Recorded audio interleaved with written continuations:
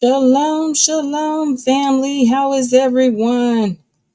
I pray that you all are well.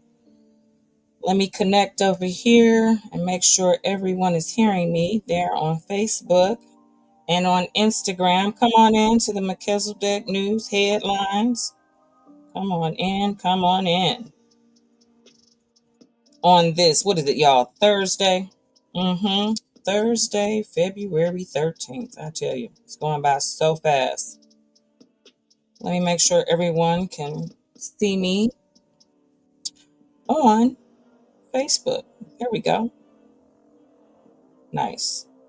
Alrighty. I pray that you all are well. There we go. Shalom, shalom, family. Welcome to the Melchizedek News headlines. How is everyone? Come on in the live chat. I see you there, Brother Yosef. Thank you for always holding me down. Always holding me down. Thank you so much, you all, for joining me. Welcome to the Melchizedek Network. That's right. It is the network that represents for the King of Kings. That's right. The true Messiah. The world, they know him as Jesus Christ, but many know him by his true name, Yahshua. Or you can say Yahweh. Yahusha. Yes, he is the King. Some even know him by Motes of the Lamb if you're purging the books of remembrance. But he is our Savior, our Messiah, and he is the King. Welcome to the network that represents for him. And we're going to get into these headlines because I got a lot for you today. I got a full show over here. And want to say, if you're new to the channel, welcome. You are welcome here. All are welcome. That's right. No matter what your politics are, your traditions, your custom, your beliefs, your lifestyle, your doctrine, we are all children, of the Heavenly Father.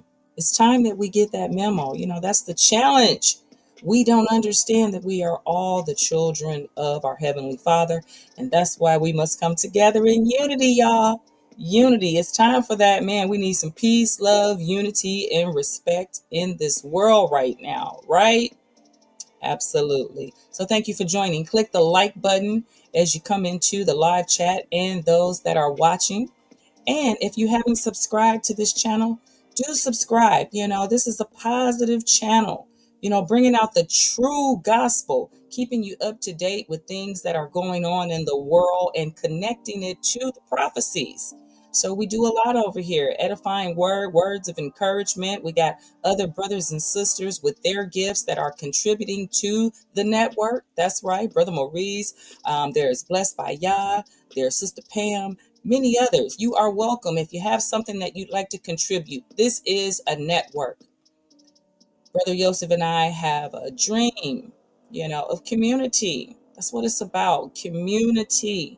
We must all come together with our gifts. We are all part of the body. It's one body, and we all have parts that make that body up.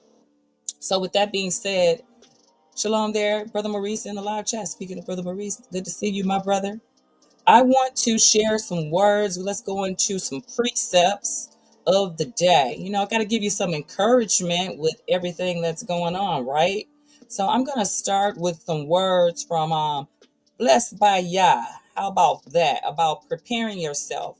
Let's get some wisdom on preparing yourself. How should we be preparing? Is it just physically, mentally, emotionally, financially, all the above? So let's get some words from her before I get into these headlines, y'all, because I got a lot to talk about today. Shall we? Prepare yourself.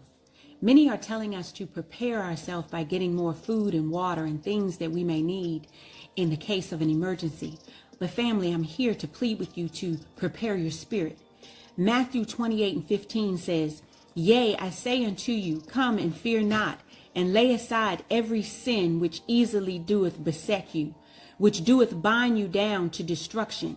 Yea, come and go forth and show unto your God that ye are willing to repent of your sins and enter into a covenant with him to keep his commandments, and witness it unto him this day by going into the waters of baptism." Family, Matthew 24 says, just like in the days of Noah, so shall it be when the Son of Man return. So this is the time. I'm encouraging you, get into the ark. And this is Blessed by Yah saying, I love you so much. And Shalom. Okay, so we talked about preparing our spirit through repentance and baptism. But what are some of the reasons why people delay in truly seeking the Word of God in order to prepare their spirit? I know for me, it was the love of the things of this world. In 1 John 2:15, it says, love not the world, neither the things that are in the world. If a man love the world, the love of the Father is not in him. In James 4:4, it says, ye adulterers and adulteresses, know ye not that the friendship of the world is enmity with God? Whosoever therefore be a friend of the world is an enemy of God. So family, I encourage you, choose this day who you will serve. For the scriptures tell us to seek ye first the kingdom of God and his righteousness, and all things will be added unto you. This is Blessed by Yah saying, I love you so much, and Shalom. Shalom, sister. Blessed by Yah. We appreciate those words. Family, this is the hour to get your spiritual houses in order. You should see that from all that you're seeing around you, right? Man, the disasters. So I want to share something with you all. Yesterday, I spoke with my grandpa over there in Nebraska. And he's over there in the senior home, retired and spending a lot of money to be in that senior home. And he told me that they are on lockdown, a 14-day lockdown over at the senior home because of the, C-19. And I told my grandfather, as I spoke to him, I said, wow. So if you all are on a 14-day quarantine, my question is, what were all these about? Those things. Critical thinking world, what was that all about? If we're going to be locking the senior citizens down in their, apartments again and in the facilities, that really saddened me.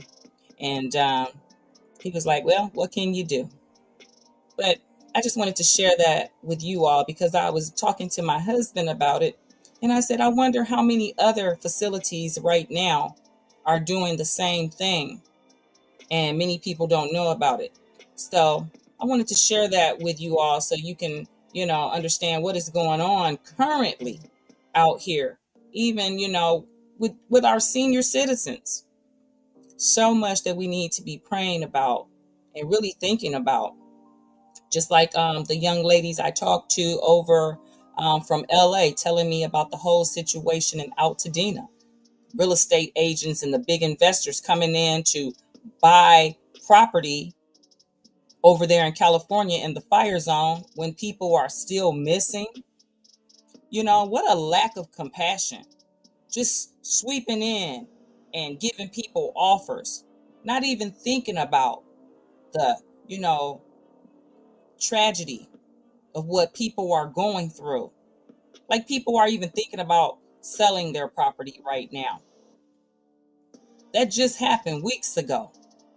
And there's more to come in the fire zone. I'm going to show you some headlines from that right now about these mudslides and this big storm that's coming to the same area that had those catastrophic fires over in LA.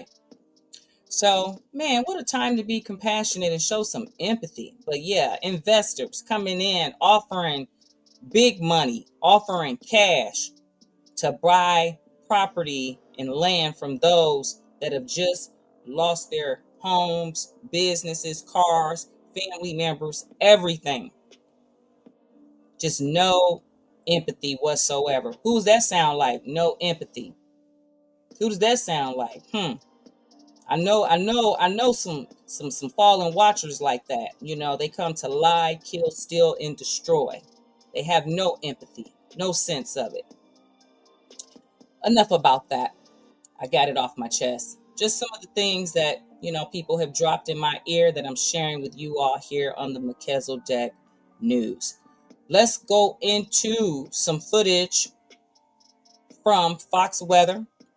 What happened yesterday with tornadoes that came through Mississippi, and some information on these storms that are coming to LA, and listen to how they're reporting about these storms and, this flooding and landslides that are coming to LA in the fire zone.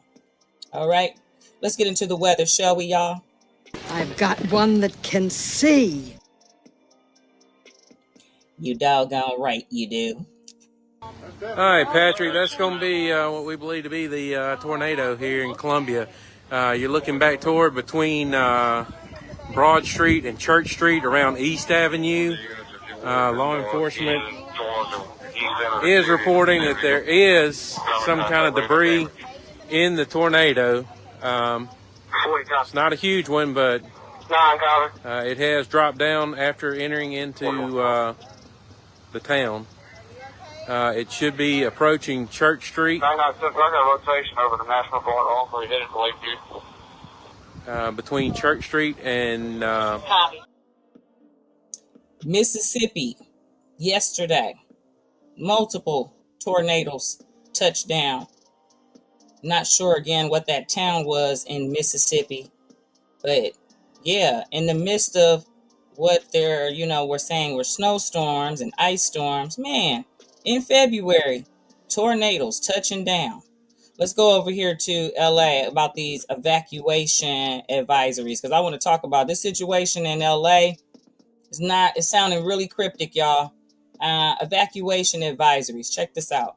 Well, multiple areas under mandatory and voluntary evacuations tonight. KCAL News assignment editor Mike Rogers at the desk now with the very latest and an update on the county's emergency warning system. Mike? Yeah, Pat, you heard Lori talk about the evacuation orders near the Palisades fire. That is one of several areas that have those evacuation warnings in place. I want to show you on a map quickly, just an overview here in the Los Angeles County region. You see everything in yellow is an evacuation warning. Some of the areas in purple are also an evacuation warning. You've got it for there. You've got it for the Kenneth fire in Calabasas. You've got it for the Altadena area where the Eaton fire is. And even up in here, because remember, we still had those fires early in 2024, the three big ones at the same time that ripped through San Bernardino, Riverside, Orange, and Los Angeles County. So Mount Baldy's got a set of evacuations. But I want to talk to you. As we heard with the wildfires, same situation. It is critical to listen and to follow the evacuation warnings or orders you may receive.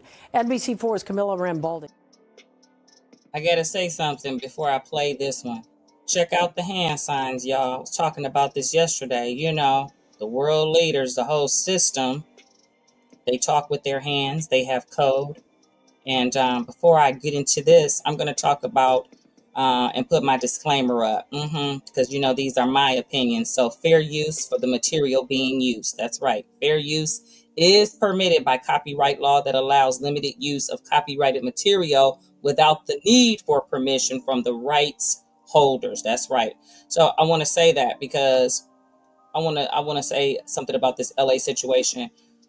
Listen to the language, watch the hand gestures, and also pay attention to the people. Same individuals and that when the fire went down, of course, same people in the forefront talking about this situation. But I just want y'all to listen for about a minute or so. As we heard with the wildfires, same situation. It is critical to listen and to follow the evacuation warnings or orders you may receive. NBC4's Camilla Rambaldi is live in Malibu right now, close to where some of these new warnings are set to go into effect tomorrow morning. Camilla?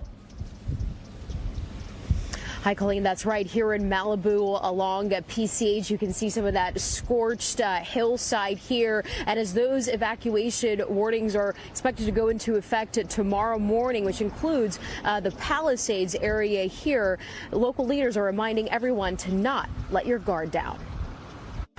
Southern California is bracing for more rain.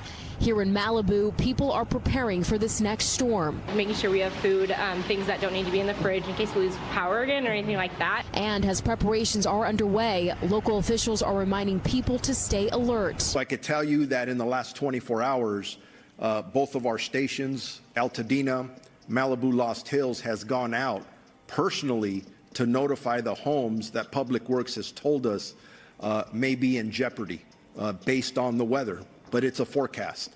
So we are going to remain flexible. We saw a lot of people that did not heed those warnings during the wildfires, and it cost people their lives. Los Angeles County Fire Chief Sam DiGiovanna says slides and debris flow are of most concern around the burn scar areas from Altadena, the Palisades, and Malibu. If you are asked to evacuate in those areas, please do so. It's going to take a couple of years to get this, the roots and the vegetation growing back in the hillside areas that will hold this back. Notify LA, the city. Did you hear the man? He said it's going to be some years. But notice how cryptic they're talking about the warnings that they're giving to people and telling them to evacuate. I thought, those areas had been evacuated. But this sounds real serious with these landslides. Sounds like the fires came in. That's what it sounds like to me. And now the area is being cleansed and washed of all the debris. Sounds like maybe things are being manufactured, maybe manipulated, circumvented, as the scriptures always talk about, what's going on with it. A lot of this technology. Yes. So that's what I wanted to share. Now, over in Greece, they are having all of these earthquake tremors, and they've had thousands for the past week. And it's a big fear of a major tsunami. I want to show y'all some footage. Beautiful area. This is where the rich, vacation. I'm going to show you this footage about the earthquakes, and I want to show you just a little 2 minutes of history on this particular area that many people don't know about, this Santorini of Greece. But yeah, they are talking about a major tsunami coming. Check this out.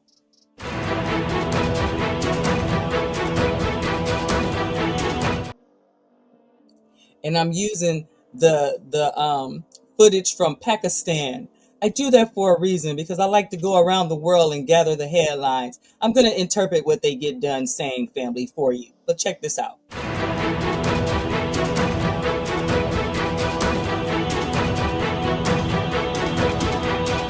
Santorini में मुसलसल ज़लज़ले के झटके, सियाहती जजीरा खाली। Santorini में जनवरी से अब तक 25,000 ज़लज़ले महसूस किए गए। पिछले हफ्ते 5.3 शिद्दत के ज़लज़ले के झटकों ने खौफ में इजाफा कर दिया। मीडिया रिपोर्ट्स के मुताबिक ज़्यादातर झटके निस्बतन छोटे रहे हैं, लेकिन फरवरी के पहले 9 दिनों में 4 या इससे ज़्यादा शिद्दत के 160 झटके महसूस किए गए हैं, जबकि गुज़िश्ता साल इस शिद्दत के सिर्फ 90 झटके रिकॉर्ड किए गए थे। सेंटोरिनी यूनान के मशहूर तरीन जजीरों में से एक है। इसकी सूरत-ए-हाल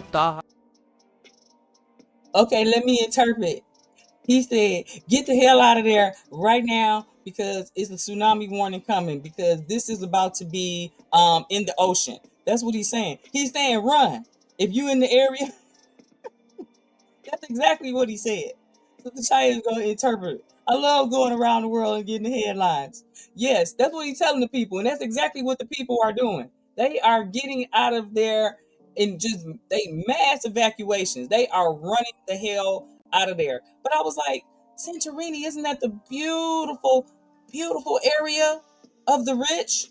Check this out. Let's go get some history on this area, on some things that many people don't know. This happened in the past to this same area. That's why the weather forecasters are saying, get the hell out of there, because it's probably going to be taken down by a tsunami as it did before. Check this out and look at the dates, family. Santorini Island has been suffering an unusual and threatening wave of earthquakes that can trigger a devastating tsunami. But did you know that where Santorini is located, in the Greek Aegean Islands, one of the earliest advanced civilizations in Europe was destroyed by a massive natural disaster? This is the story of the devastating end of the Minoan civilization. But this will happen again, so pay attention to the warning signs.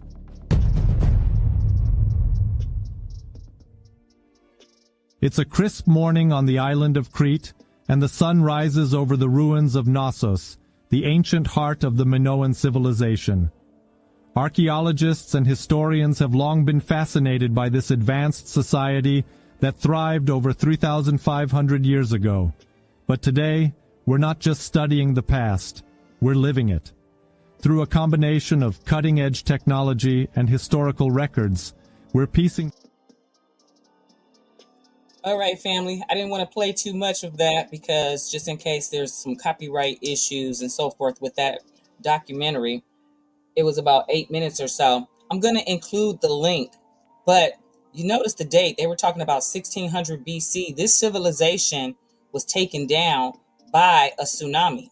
So what we're seeing now is just, societies that were built on top and of the remains. And so that's why they know, because of the history they have, that this area, this whole Santorini, is probably going to go down in the ocean like so many other places and parts of continents have, been submerged in the oceans. The scriptures talk about us rebuilding the ancient cities. And yeah, we did that all right. And a lot of things are coming to surface. There are about to be some things that are going to sink and some things that are about to surface. The glaciers are melting. Even in the Third Testament, it talks about, I love that in that chapter 55, it talks about the purification of the earth. And it talks about where land is right now, it's going to be submerged and there will be rivers and lakes and so forth and vice versa. It's talking about a shift that's going to occur. So something to think about as we hear, headlines about this Santorini island over there in Greece. Just wanted to share that with you all because, that's what we do here on Melchizedek News. We try to enlighten you here. Since I am in Maui, Hawaii, Brother Joseph and I wanted to give my brothers and sisters in Hawaii an update on this situation on the island next door. Check it out. Meanwhile, the County of Hawaii is moving forward with urgent repairs and upgrades to the Hilo wastewater treatment plant. Mayor Kimo Alameda has signed an emergency proclamation to comply with a federal order to get the project going because the site is in such poor condition that it is at risk of a major sewage spill. The plant in Keaukaha was built in 1993 and will now undergo a $337 million rehabilitation project. So being over... That's just like I remember I saw a post that Brother Maurice had put on the social media platform talking about how we don't even have clean water, and how, first of all, the water is contaminated. And not just here in Hawaii, many cities, many states around the world, we don't have free water. And it's interesting that they're saying that they're going to be spending millions of dollars to, restore this water plant. We shall see. We shall see. That would be, really good, a really good insight on maybe some good things to come, some changes being made, around the world. So I wanted to share that information. So I'll comment, yep. Right, that's a good point. Brother Marie said, if people do not have personal wells, this is where their drinking water comes from. Yes, that would be wonderful if people had personal wells, and we can have that. Yep, it's going to be interesting if they spend the millions that they're saying to fix this water plant, and produce some clean water for the people. Hawaii definitely has an issue. Even here on Maui, there are areas that right now, I believe, are still on boil water. They're on a boil water order because of a storm that we had a few weeks ago. So that just goes to show you just the infrastructure is so decayed just all over the world, not just Hawaii, not just United States, but all over the world. Oh, wow. I used to inspect some of these water treatment plants. Wow. All praises. What we got next here? Yesterday, well, let me go back up. I've been talking about all these situations happening on the airlines and just in the air with planes coming down and just incidents of people snapping on each other all up here in the air. Well, yesterday, it was a military jet that crashed. Another plane went down. It's developing news out of San Diego. 2 naval aviators are now recovering after their jet, an EA-18 Growler, much like an F-18, plunged into the San Diego Bay. NBC4's Christian Caceres in San Diego with the investigation. That's right. We know both pilots that were on board ejected the aircraft when it impacted the San Diego Bay that you see here behind me. Both pilots, we're told, suffered minor injuries, but now the Navy has launched an investigation to find out what happened. A military aircraft caught on camera slamming into the water in San Diego Wednesday morning. The Navy reporting it was a U.S. Navy EA-18G Growler that crashed while trying to land. It looked kind of like a bomb from the movies. It was a boom. So at first... What's up with all of the jets and planes going down everywhere? What's really going on in these cockpits? And then the people are on planes snapping. For those of you that missed it, you know, the flight attendant literally, and they need to have better training or federal marshals or something on these planes, because this flight attendant literally had to attack a man. I believe the man was demon possessed, but he was pulling a passenger's hair from the back seat, and the flight attendant had to just step in. He started punching the man, and he still wouldn't let go of the lady's hair. This is crazy. Disturbing moments on board this Alaska Airlines flight as a passenger appears to lose control. A flight attendant jumping in to subdue the man, at times punching him, trying to get the passenger to release the hair of 32-year-old Erica Ramos sitting in front of him. I told her for hair, sir. I really wasn't sure what was happening in that moment. I was afraid that this person was going to start punching me. Erica escaping the seat and the flight attendant calling for backup. Erica says the attack caused pain. They need to do something more than that. I was like, to me, I was thinking like maybe that was a situation where the flight attendant should have had a stun gun or something, because he's trying to punch the man. To me, I was just like, that's not effective. It didn't look like it was very effective at all to try to help, release the lady's hair. I'm like, this is crazy. And then this situation too, I feel like they needed something more in this situation. They had to get some passengers to step in on this. I think it was an Alaska airline or Frontier. I think it might have been Frontier. But look at this one. The passenger, the person that snapped, he cracked the plane's window. Scary moment caught on video. This on board a Frontier flight going from Denver to Houston. Police say a man had to be held down after he started throwing punches, eventually cracking the plane's window. Happened Tuesday night as the flight departed DIA. Witnesses say about 20 minutes into the flight, a man started punching the seat in front of him as well as a window. Several passengers helped restrain him, seating him and calming him down for the rest of the flight. People started calling security. What's in them peanuts they giving people in the air? People are snapping in the air. And these flight attendants, they don't look like they're doing such a good job. They need some help. It makes you just not want to take a trip. Just arrested. You have no idea who sits behind, next to, or in front of you on these airplanes. That's right. Yeah, and it's a whole lot of demons in the air right now flying. Wow. Also, man, many things going on. Bizarro world. Did anybody hear about this? I'm going to play the clip about, I believe the church, isn't that New Birth? Yes, New Birth Church. Pastor Jamal Bryant is calling for a 40-day, basically, economic fast from Target. I want y'all to see this because I got some comments about this, because I tried to hold my laughter, but this is some foolishness right here. This whole thing, boycott Target. This is from Roland Martin's show. Check this out. Well, the folks at We Are Somebody, go by the Strike for All on social media, started their boycott of Target on Saturday. We had, of course, Anina Turner. This is her organization. Had her on the show on Friday.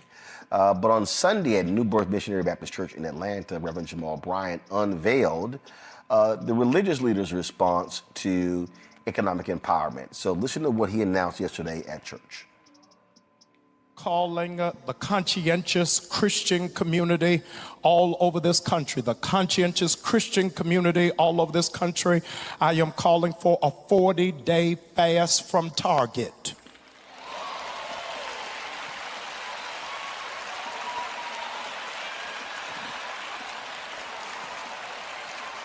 Beginning on March the 5th, 100,000 conscientious Christians, you're going to sign this commitment to be a part of this 40-day fast. I want you to share with everybody on your job, every person in your home, every person in your sphere of influence, every person who follows you on social media. I am believing for 100,000 people are going to sign this covenant commitment of not just prayer, but fasting from Target.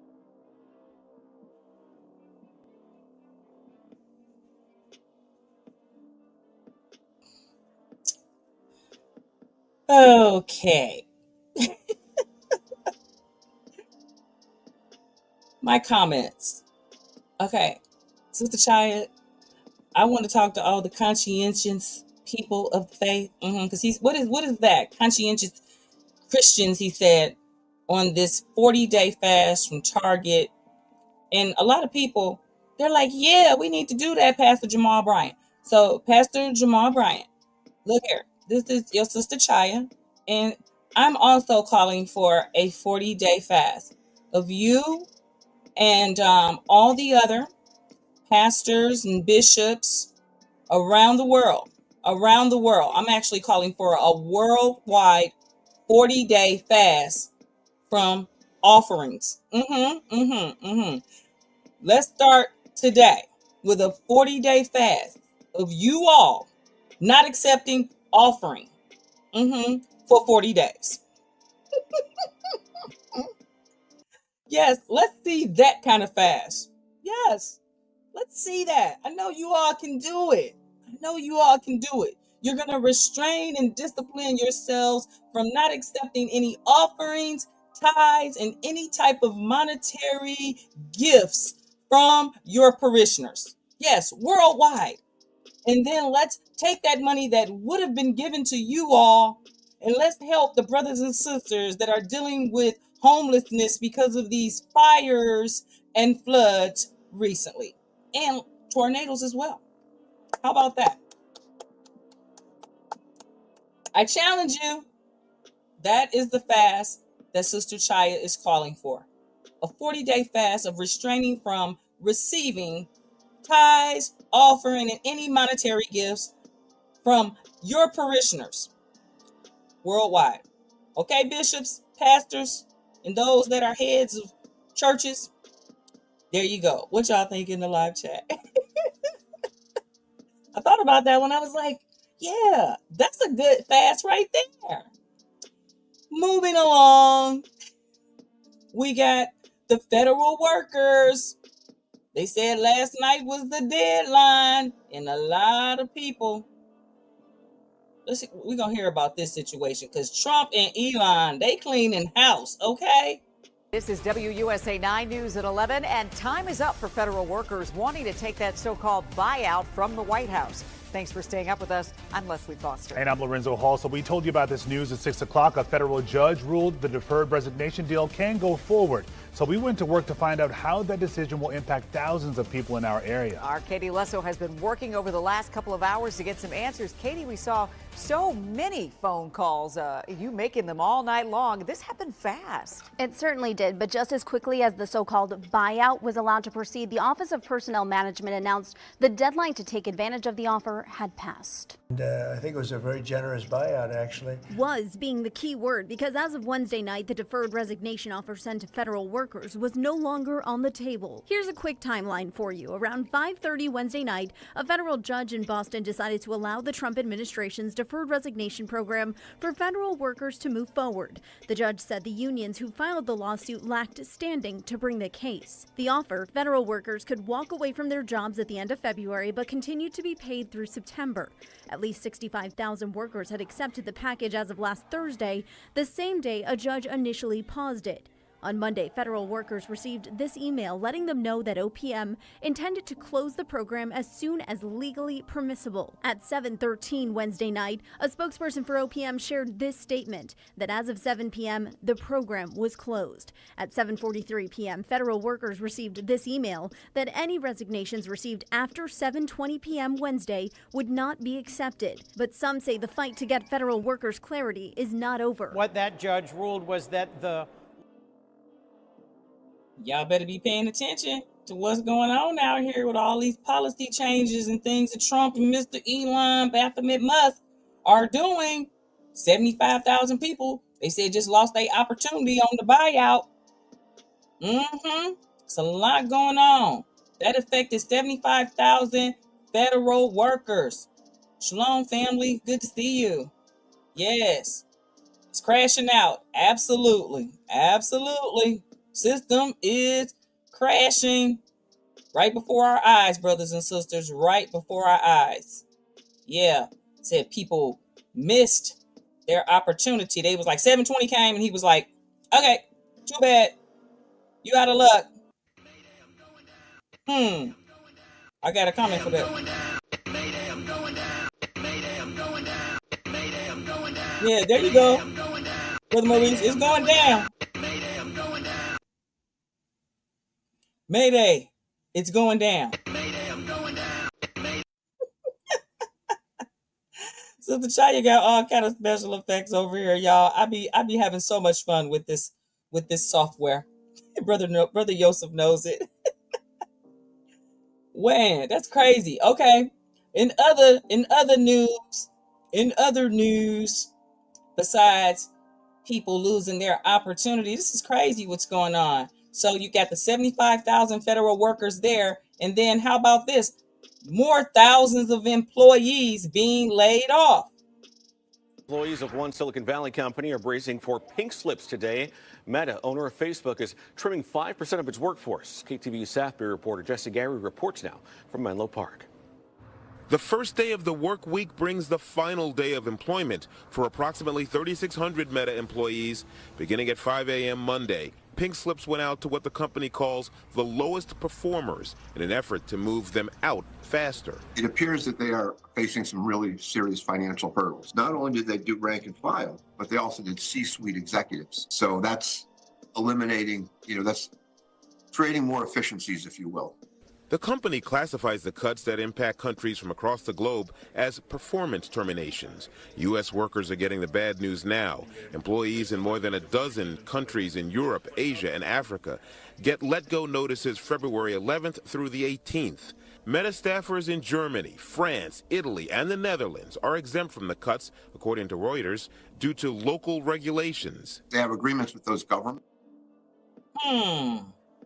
Why are they exempt? But it said American workers of Meta. Y'all know that symbolism. When you saw that symbolism, recognize the serpent. A lot of people don't know that duality symbol that Meta uses. A lot of people don't know Meta. Yeah, that Facebook. It represents the book of the dead. That's what Meta is. Yeah, Mark Zuckerberg and his friends, they don't want people to know the truth. Yeah, but more layoffs right there. More layoffs. I want to share this with you all. I came across this story right here out of Brooklyn, and that's a good comment. Brother Maurice said it's sad the way they are playing with people's lives. That's right, and their livelihoods. Absolutely. They are trying to make as many people unemployed as possible. What's their motto over there? The United Nations. Yeah, in Agenda 2030, you will own nothing and you'll be happy. Yeah, you're right, because we won't have no debt or nothing. Yeah, you're right. We don't want to be a part of y'all system. We want it to come down. People better get their spiritual houses in order. Get on the spiritual ark. Check this story out. I was listening to this. This is from Brooklyn. A Brooklyn man that was charged with a crime years before. I want y'all to hear this. But the person was in a coma, and so they brought some additional charges later because the man that was in a coma actually passed away.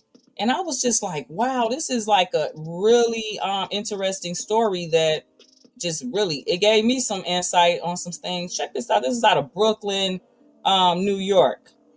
Yeah, Ruad, New York. All right, well, more breaking news tonight. A man is facing serious charges for sucker punching another man on a bike. And that man died from the injuries 7 years later. News 12's Nadia Galindo is outside of the 81st precinct with the details. So, Nadia, what can you tell us? 7 years apart from the incident and then their death. Yeah, Noelle, this is just a tragic story. That man that was sucker punched was left in a coma for years. He died last year from his injuries. And today, the man police say is responsible for all of this was walked out of this precinct in handcuffs. Now take a look at the video we shot for you just a short time ago. This is 34-year-old Gary Anderson, who police arrested today. He's charged with first and second degree manslaughter and criminally negligent homicide. Now, back in June of 2017, police say the victim, 38-year-old Domingo Diego Tapia, was riding his bike on Fulton Street in Bed-Stuy when he was sucker punched, causing him to fall to the ground. He was left with severe head trauma that put him in a coma.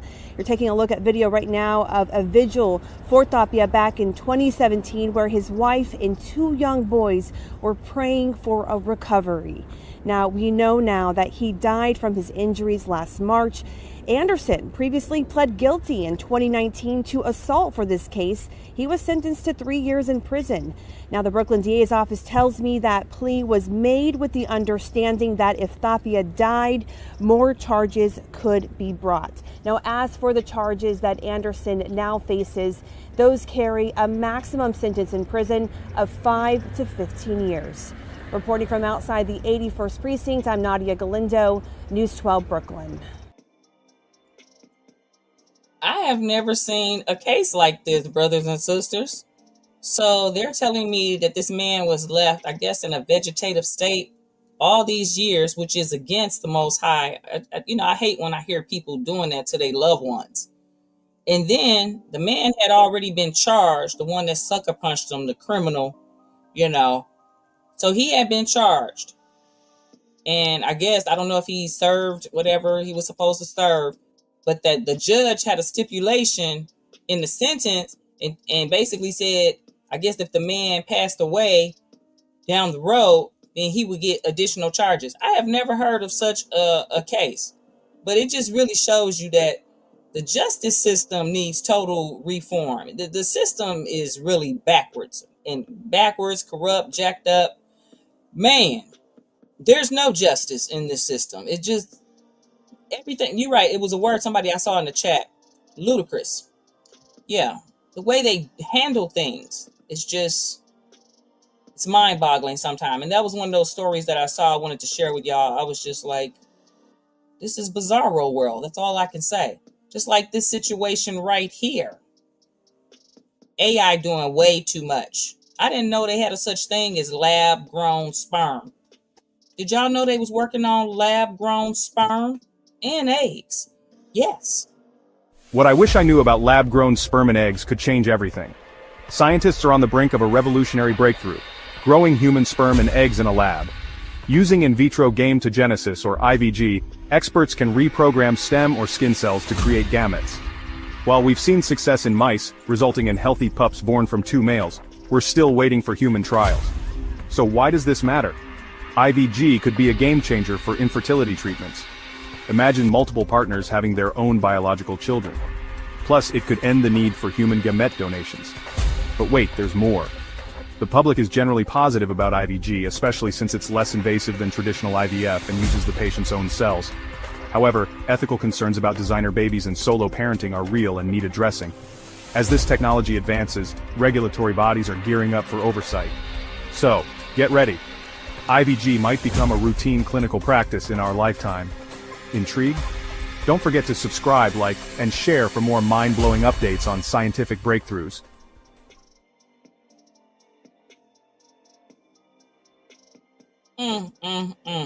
Yes, family. Lab-grown sperm and eggs. I was like, with all the recalls they got going on right now, and you gonna trust that? With all the recalls, did anybody else see?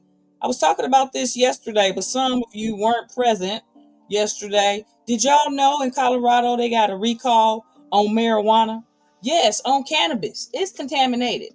So you gonna trust some sperm made in a lab? That's probably contaminated too. It's just way too much going on right now. Right now, less than 2 months into 2025, and Colorado has already issued 4 marijuana health and safety advisories. This time last year, there were none. 2024 saw only 8 total. This morning, 9 News reporter Lauren Scafidi joins us live in Studio B. And Lauren, you've been looking into the numbers year over year when it comes to pot safety advisories. What did you find out?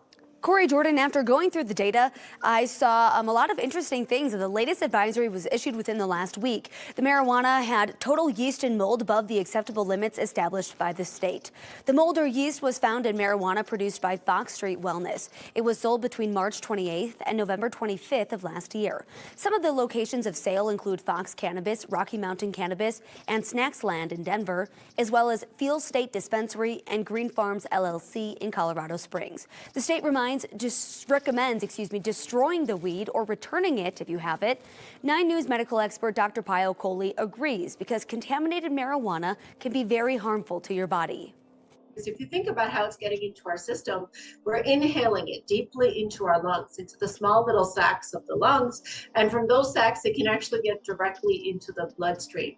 And in the bloodstream, it can trigger a whole host of effects, including allergic type reactions, including inflammation, including blood clots.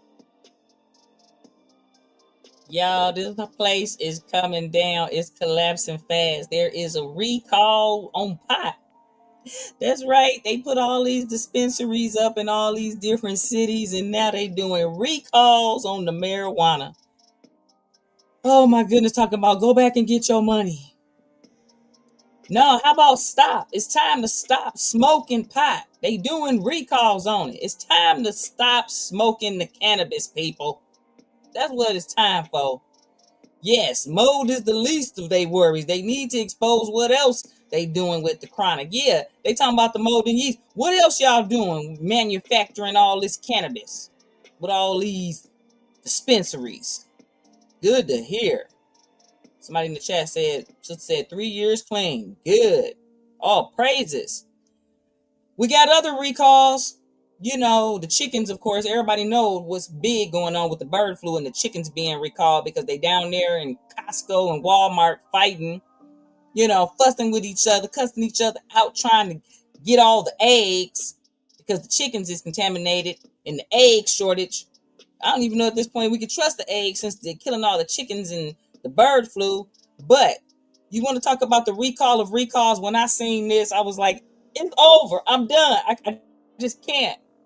Just right now, 2 million donuts being recalled. Food recall that could impact your Sunday morning breakfast plans. FGF Brands recalling 2 million cases of donuts that were distributed in grocery stores in the U.S. and Canada. It includes 60 various donut products such as cake rings, fritters, curlers, and munchkins. Among the brand names impacted by the recall is Dunkin'. The products are being recalled because of potential listeria contamination. The FDA says the affected donuts were all produced before December 13th and are within their expiration date. Say it ain't so, y'all. They recalling Dunkin' Donuts. I was just like, you can't even enjoy donuts no more. When I saw that, I was like, I thought that they, made these donuts all fresh and stuff in the morning at Dunkin' Donuts. I didn't know they was getting these from the manufacturing place. I thought, well, that's based on the old classic commercial when he was like, gotta make the donuts. Anybody else remember that? Remember he had to get up early to go make the donuts? Time to make the donut. It isn't easy owning a Dunkin' Donuts. Time to make the donut. Because unlike most supermarkets, we make up to 52 varieties fresh day and night. Of course, when you make donuts this good, there's a reward. People buy a lot of them. Good morning, folks. Look for Dunkin' Donuts money-saving coupon in your local newspaper.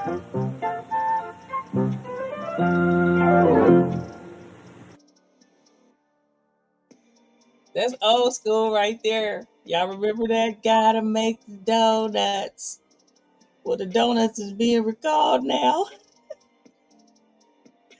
Man, We done had just in the last few days, the donuts being recalled. These just, the ones that then made the list of, out there getting the exposure. The marijuana is being recalled. Now they said tuna. Yes. You can't even stock up on tuna.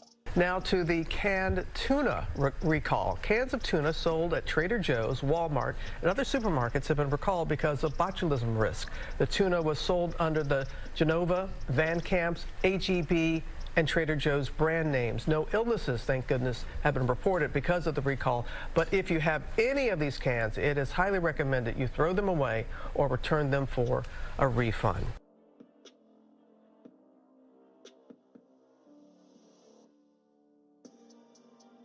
Yes, I did. I went and got those classic archives out. Man, y'all, tuna, donuts, cannabis. I saw your comment too, Brother Yosef. I didn't want to say too much about it. The powers that be about the AC unit. Wonder if that man that had been in that vegetative state for those years, if he had to get that thing while they had him laying up in the bed.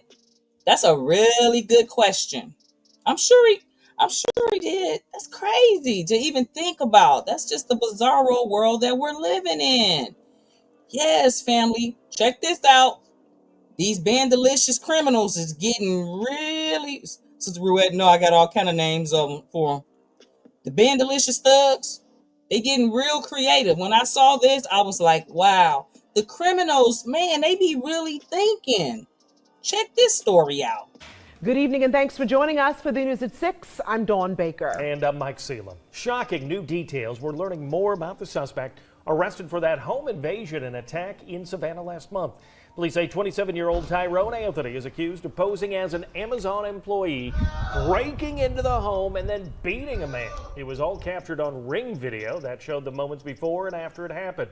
Tonight, we're learning the suspect arrested should have been in jail when all of this happened. WTOC's Anna Stansfield joins us now live with more on his criminal background. Anna, what have you learned?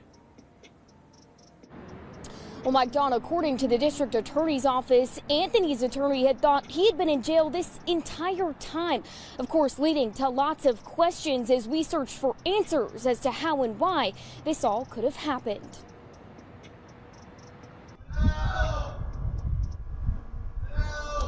On January 11th, George Hardison, who many people call Dirk, shouting for help after two men pretending to be Amazon employees got into his home and beat him. I can't imagine doing that to somebody else. Tyrone Anthony arrested Wednesday in connection to the incident, facing multiple charges. Anthony's records showing a long criminal history, including 2023 charges in Chatham County for possession of marijuana and parole violation, where a judge denied him bond. Because of the parole violation, These thugalicious bandits is getting just straight creative. Did y'all see that? They done got some Amazon uniforms. That's just conniving. That's the kind of conniving Satan do. Be thinking like, yeah, we gonna pretend like we some Amazon delivery drivers and we gonna have some fake packages and we gonna go over there and open up a can of whoop ass on them. This is how these thugalicious bandits are really thinking right now. Like, who thinks like that but a thugalicious bandit? Man, it's off the charts out here, y'all. Meanwhile, these Charlotte USPS employees, they done stole $24 million worth of checks. Not 24,000, $24 million worth of checks. Y'all got to see this one too. And a Charlotte-based U.S. postal worker and a co-conspirator now will spend time behind bars for stealing checks worth more than $24 million. The U.S. Attorney for the Western District of North Carolina says Nikidra Shannon and Desiree Carter were sentenced to roughly 5 years behind bars each. According to court records from March of 2021 to July of 2023, the group would then work to steal incoming and outgoing checks while working at a distribution center in Charlotte. A third person was also sentenced last year. $24 million. I mean, if Elon, Baphomet, Musk, and, Mr. Trumpster, if they weren't so corrupt and I could trust them, I'd be happy to see that, they really trying to, with integrity, really clean house, but it's more behind the intentions, because it's so much corruption and so much money going into the wrong hands. And you wonder why we got so much homelessness and people ain't really getting the help that they need, especially with healthcare services. And man, just think about all the children that ain't even eating. People ain't got food, and folks is just out here robbing left and right. It's so much corruptions. I am glad that they're, cleaning some houses and going to get some receipts and showing all these things is going on behind closed doors, because the scriptures do say that the nakedness of the world leaders, the wicked things they doing behind closed doors, their nakedness, their corruption, their evil deeds, those things is going to be exposed to the world. And it is being exposed. Everything that's been done in the dark is being exposed in the light right now. So much of it. Check out this though.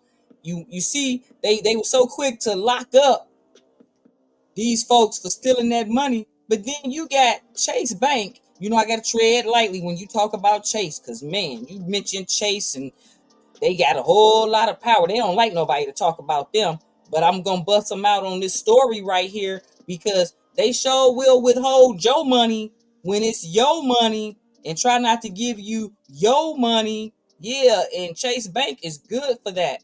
Look at this story right here. One would think if the IRS sends you a check, it would be easy to get the money. One would think, but that was not the case, and not true for a Pasco County small business. They cashed a $65,000 tax refund check last May, but the bank held it. 9 months later, they knew they'd better call banking, and Shannon joins us now.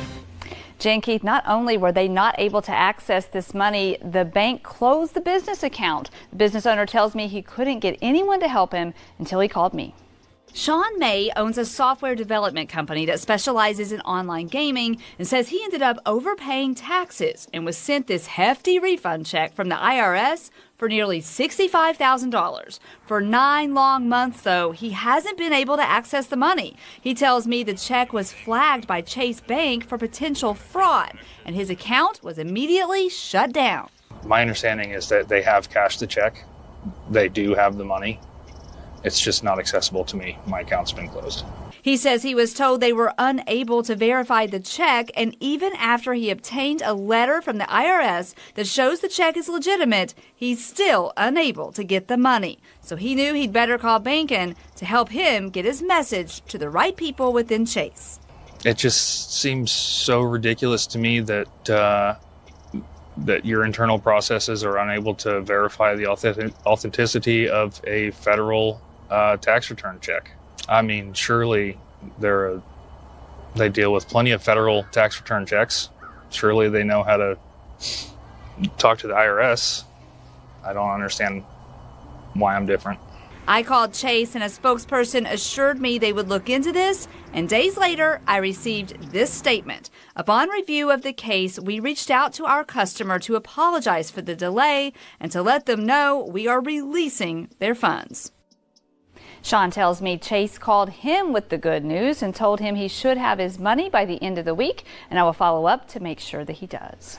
Well, I'm with him. I mean, Why did it take 9 months and not until this gentleman got the news organizations involved to put some light on this situation for him to get his money back from the bank? And when you think about that, that's not only Chase Bank doing that. It's a lot of banks is doing this kind of thing, and they getting away with it. As a matter of fact, I had listened to the rest of the story. They said they don't have to even give you an explanation. They don't have to give you an explanation whatsoever. They can hold your money. Did another lady, she had a life insurance policy from her father, and it took her over a year to get her money. This is what's going on. Meanwhile, they putting all this highlight on the small people and banning, brothers and sisters from Walmart. I mean, yeah, this lady right here, it does sound like she's a habitual shoplifter. But, these are small crimes compared to Chase Bank. I mean, I'm not trying to justify nobody being a shoplifter, but dang, they straight up barred this woman from all Walmarts. A crime report from your news leader now. Walmart getting tough on thieves by enforcing a nationwide ban on habitual shoplifters. WREG's Mike Suriani reports on how one Memphian won't be going back to any of the popular stores. Well, it's raining, it's cold, it's generally miserable. So is there anything that could make this day worse? Well, yes, there is. Imagine being banned from every Walmart in the USA. One Memphis woman has that dubious distinction. Ashley Cross, charged with criminal trespass and theft of merchandise, is, according to the police report, a well-known shoplifter at this Walmart on Elvis Presley Boulevard in Whitehaven. So well known to Walmart that Cross is on an authorization of agency list, meaning she's banned from any Walmart location in the United States. Good for him. Good for him. This man says he's okay with Walmart's ban on the woman. It don't make no sense that a person would steal from a Walmart store. The Elvis Presley Boulevard store is where Cross and another suspect were arrested February 10th. Cross was seen using a device to scan her items for $1 at a self-checkout machine. Walmart would not comment on Ashley Cross's ban, but issued this brief statement, quote, "We value our customers and associates and want them to have a pleasant shopping experience. Though rare, there are instances when someone is no longer welcome in our stores," end quote. The whole incident pretty shocking to this Walmart shopper. She knows how to get by, so I think it'd be best with just to ban her. For your news leader, Mike Suriani, WREG News Channel 3.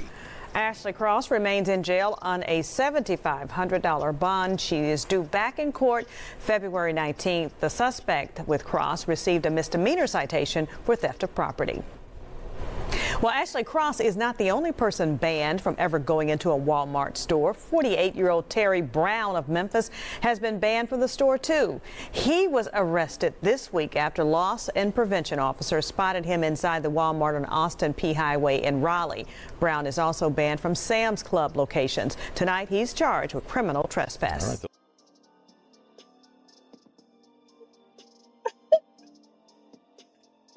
What is going on in this world? Oh my goodness, they was like, wait a minute, we got to show Terry too. And then they putting them out there. If you see these two in any of our stores, man, people, I don't even shop. Look, Walmart, ain't nobody even checking for y'all like that. I don't even like Walmart. And they got the nerve to try to ban somebody. I'm like, I didn't even know they had lists like this where they can ban you from all the Walmarts and the Sam's. What's the thoughts in the live chat? Man, I say that it was like, exactly, times is rough. That's right.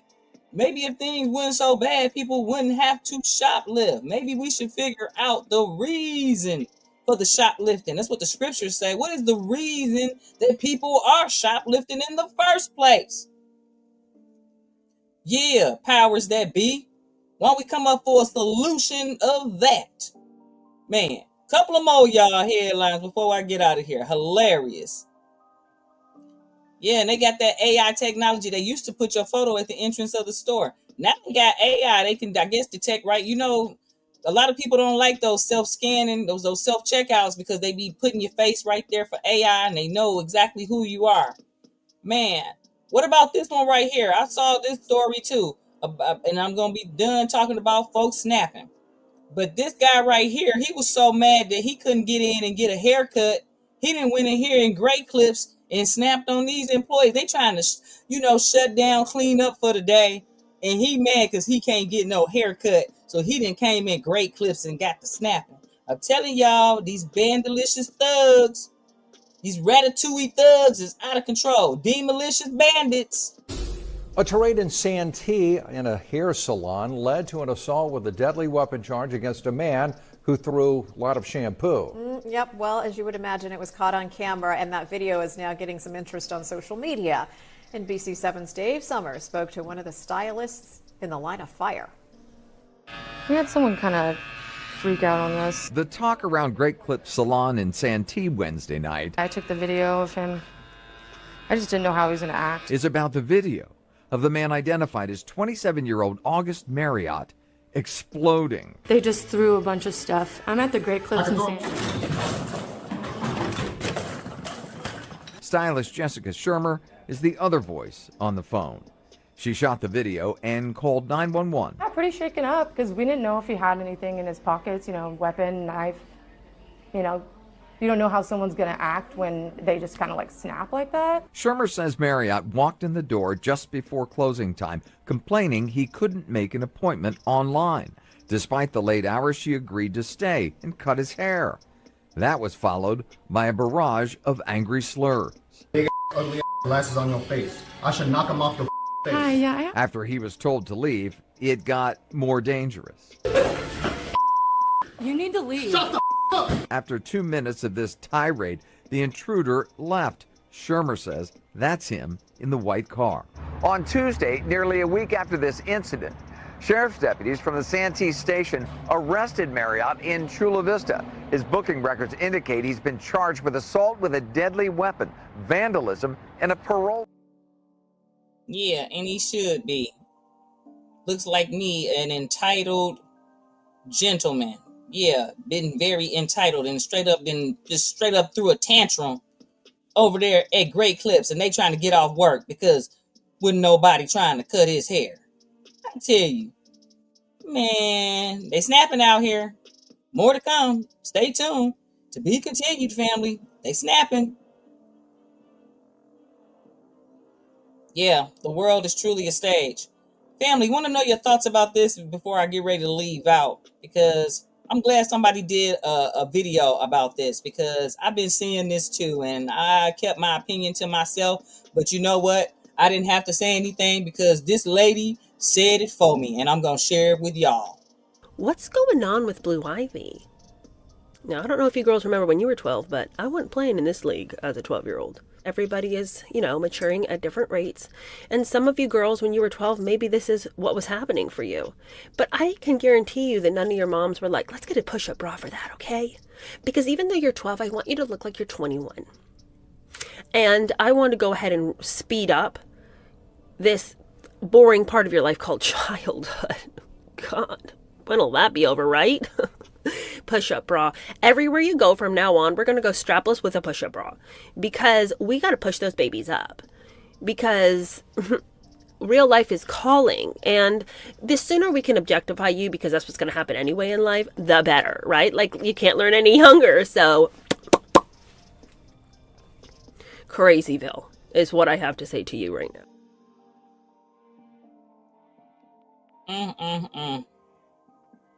Yeah, that's the world we in. Sexualizing children. That baby is 12 years old, looking every bit of 17, 18. Man, when I was 12 years old, I was trying to figure out what clothes I was about to put on my Barbies. Yep, that's what's going on out here. Family, those are your headlines today for, what is this, Thursday, February 13th, your Melchizedek headlines. But before I leave, I got to give y'all some precepts to end on, and also something funny. Well, like these news headlines haven't already been funny, sad, ashamed. But before I leave out, I want to share some exiting messages, something to think about, some reflections from Blessed by Yah. Hope this word encourages you all. Take a listen. Shalom, family. Today we were just hanging out in the mountains, just reflecting on everything that's going on in the world today. And it made me think about, all the things that's going on. We have destruction and mayhem, and our children being missing, and, our water being contaminated, and foods being contaminated. And so it made me think about 1 Thessalonians 5, where it tells us to pray without ceasing. This is truly a time where we have to have a prayer life and not a prayer list. And I thought about Matthew 26, where it tells us to watch as well as pray, lest we ourselves be led into temptation. There's just so much coming at us all at once, people, in relationships, and just at work and just different things. So family, I encourage you, this is the time for us to be prayer warriors, okay? So this is Blessed by Yah saying, I love you so much, and shalom. Shalom. I pray that those words encourage people, those that are listening. So much that is going on, as you see in these headlines. Man, it's time to get your spiritual house in order. It's time for us to all come together as a people, as a community. So many people hurting. Yes, it's time to get real and get right with the Most High. As you see there on the bottom scrolling. That's right, family. Those are the times that we're living in. That this is the hour. Unity. That's right, is the only way. We must all come together. With that being said, as I leave out on these Melchizedek News headlines for February 13th, I'm going to leave out with something funny. And you've seen this guy, comedian Shoulder King, on YouTube doing this is one of my favorite channels on YouTube. And I just want to share this with you all to brighten up your day and give you a good laugh. And as usual, peace, love, unity, respect. Click the like button. Thank you for those over at Facebook that have joined. Those on Instagram. I love you all with real love and real respect. Brother Yosef sends his love. And as we say here in Hawaii, mahalo. And I'll see you all tomorrow. Shalom. Enjoy this comedy skit right here, family. This was truly funny. It tickled me. It tickled me good. Y'all be well. Be blessed. Real love, real respect. Thank you to my brothers and sisters in the live chat. I love you all. Shalom, family. Making some fresh chicken noodle soup today. Gonna go ahead and add in half an onion. Putting in some drumsticks. I love to use the chicken that has the skin on it. It gives it so much flavor. Gonna go ahead and put in about 5 just because it's me and my son. Okay, went ahead and did 6, but now we're gonna go ahead and let this boil, and whenever it's done boiling, we'll come back. Gonna scoop out all this stuff out. Okay, now we're gonna go ahead and add in our veggies. I'm just putting carrots and celery. Now we wait till the vegetables soften. These are the kind of noodles that I will be using, the extra wide yolk-free ribbons. Okay, now we're gonna go ahead and add in half the bag. Lots of noodles. Now we're gonna wait till the noodles are done cooking. Okay, now adding in some chicken bouillon. Ladies and gentlemen, anybody want to tell me just what in the salmonella supper is going on here? It just don't look right. It don't look right. I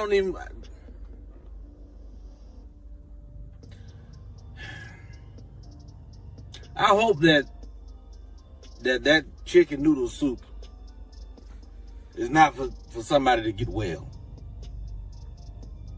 Because if that's the case, I probably know why they sick in the first place. There's a lot of things I could say, but I am going to say this. We live in a day and time that people can make a decision to change their bodies. They have the freedom to change their body, whatever it is that they want to be, or whatever it is that they want to look like, that's what they can do. I suggest that this young lady go to the doctor, make an appointment, and have both her hands amputated. Yeah.